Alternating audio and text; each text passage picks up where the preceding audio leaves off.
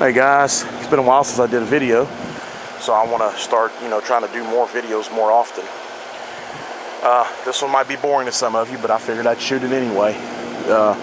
We got an Amana heat pump here that I installed, 2.5 ton, I believe, or a 2 ton.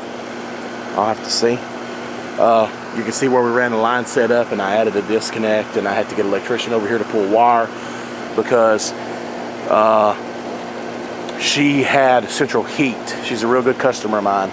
She lives not far from me. She had central heat, but she never had central air. And I was selling a man in 2013, and she decided to go central air, and we put this in. Little machine seems to be running good. It's in the heating mode right now. I see some frost on those capillary tubes right there.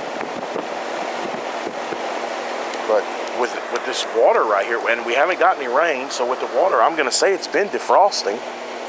So, and it's like 65 degrees here today, so but we'll check the defrost cycle on it and just go through a regular maintenance. All right, guys, we look inside the cabinet here. We have a ASZ 13030, 2.5 ton 13 SEER Amana heat pump. It's a 2011 model, but I put this in 13 because I wasn't selling Amana in 11.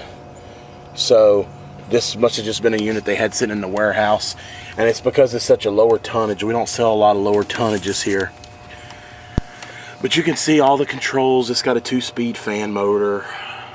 There's your defrost board. And I tell you what, I don't think Goodman and Amana could fit one more wire inside their damn heat pumps. I see why Zach had such a hard time putting a sure switch on this thing on that one video he did. But so we're just going to go through the motions. We're going to check the capacitor and the contactor and test the defrost cycle and stuff like that.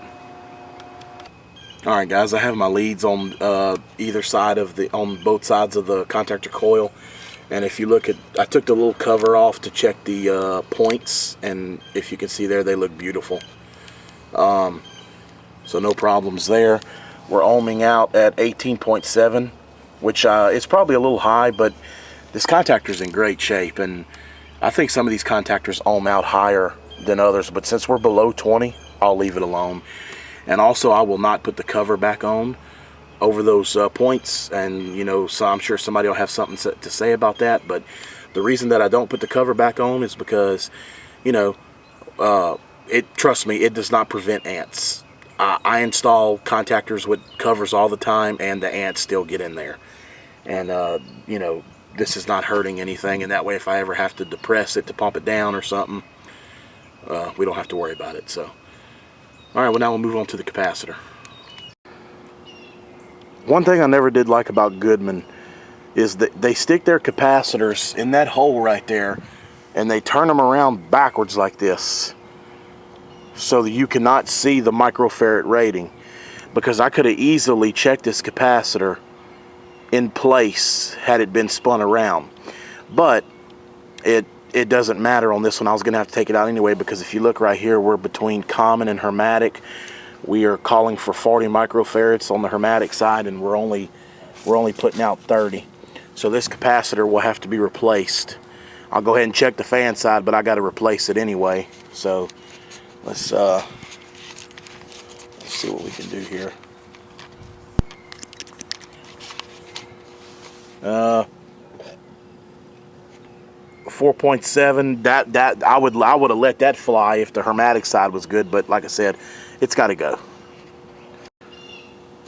Just a quick note, this unit is barely, we're just getting into 2016, and I want to say I did this towards the later part of 2013, so this unit's just about to hit 3 years old, and we're already replacing a capacitor. And the reason is because these capacitors that Goodman uses, these are Chinese capacitors. I don't know if it actually says made in China on it, but this is Chinese. Guys at the supply houses have told me that.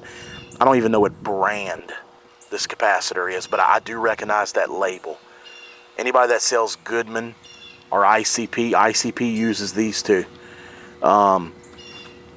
These capacitors do not last very long. My replacement capacitor is going to be a Mars, which is, I think, made in Mexico. Yep, assembled in Mexico, which I know is not very good either, but it's jarred, but if you look right there, it says by Mars. But I have not had any bad luck with these capacitors. And here, we don't have anybody that sells AMRAD capacitor. I mean, I can get the Turbo 200, but I'm just not going to stock my truck with Turbo 200s and install those. But AMRAD makes regular capacitors like these too, but nobody here has them. Or I would buy them because they're American made. So AMRAD, if you see this video, maybe y'all should think about coming to good old Alexandria, Louisiana, and try to stock up a store with some AMRAD capacitors that are American made. But I'm going to go ahead and put this one on because I don't have any, I have really good luck with these. All right, guys, I got the new capacitor installed, and I did test it. It's fine. But you see, I got the label out where you can see it. And then I like to date my capacitors. I see where that scratch out is. I've been doing that all since July, or since January, my bad. I put 2015 instead of 16. So all that checks out. So now we're going to run the unit and test the defrost cycle.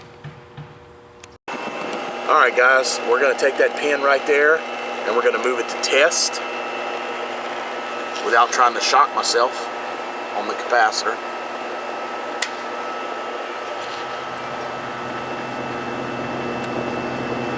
Okay, now with Goodman, and some manufacturers you don't have to do this, but with Goodman, you have to take these two right here, the defrost and the red, that's your defrost thermostat.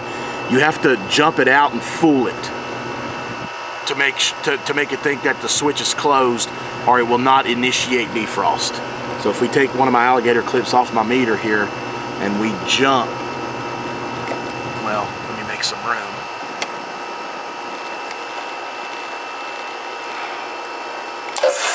Okay, that'll force defrost. Now, this unit obviously, it looks like it shuts down. Yeah, this has what's called the smart defrost. Instead of just shifting over to defrost, the compressor and the fan shut down altogether. It waits a minute, then the compressor fires back up, and then the reversing valve will shift. So we'll wait for that to happen. I hear some things clicking. It should happen any second. And there it is. It's in defrost. Okay, but I have to remove this, and then it should do a full defrost cycle now. Okay, the fan has taken back off running, so I think I might have did that wrong. I think what I have to do is, it's been a while. All right, we're gonna force it, and then we're gonna remove the test pin. And that should initiate a full defrost. Let's see what that does.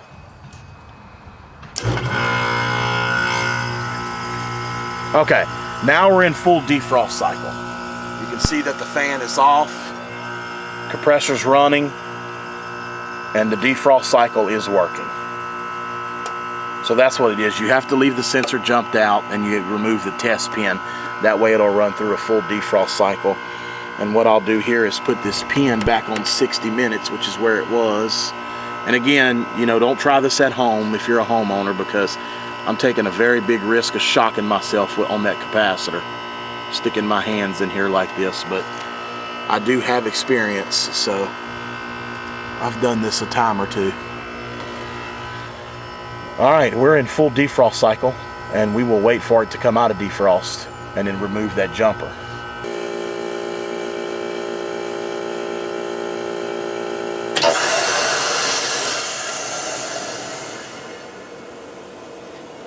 Okay, and the defrost cycle has stopped.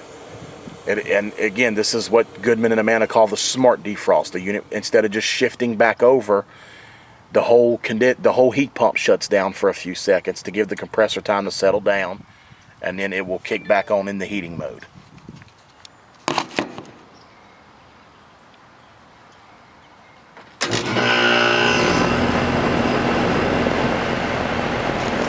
And there you go.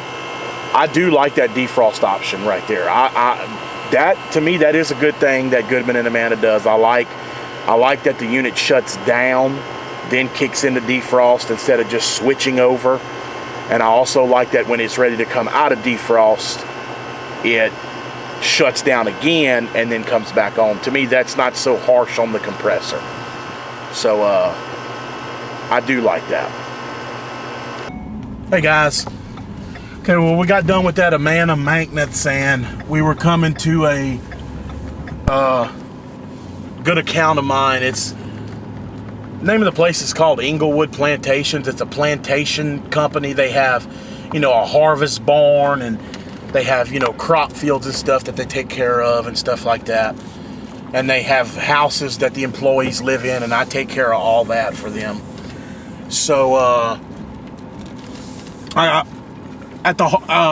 this particular job has been at the harvest barn, and I've been called out several times to have to replace contactors because of ants.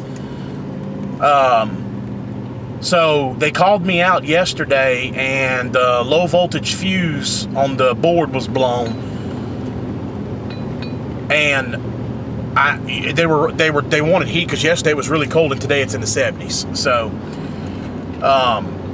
I asked them, I said, okay, when you noticed that it went out, what was the last thing you were trying to run, the heat or the air?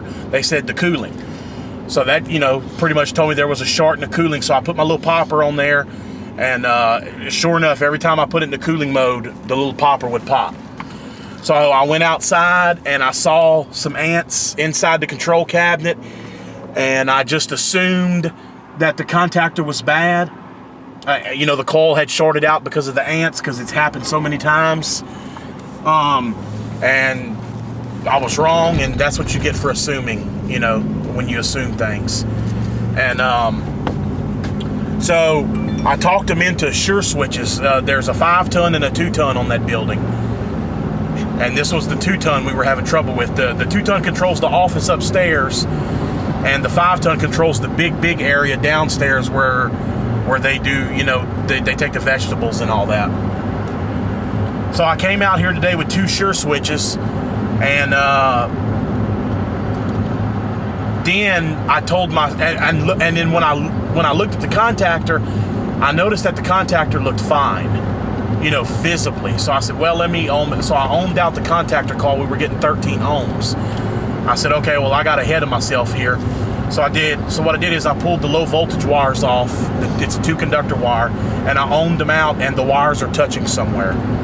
And running a thermostat wire on this application is not easy. I've had to get an electrician involved.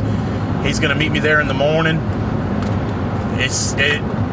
He knows the job because he's the one that does their electrical work, and he even said the same thing. He said, I don't know how in the hell we're going to run a wire because of where the condensers are located and the way this building is made. So we're gonna meet up tomorrow morning out there and put our heads together and see how in the hell we're gonna run a wire from the air handler to the condensing unit. It should be very fun. I was hoping to get some video of doing a sure switch because I've never done one before. So what I went ahead and did is I've already purchased them at the supply house. I'm not gonna go bring them back. You know, because I looked at it and I like them. I think they're pretty cool little switches. Just by looking at them anyway, you know. So I threw them on the truck. I'll keep them for stock.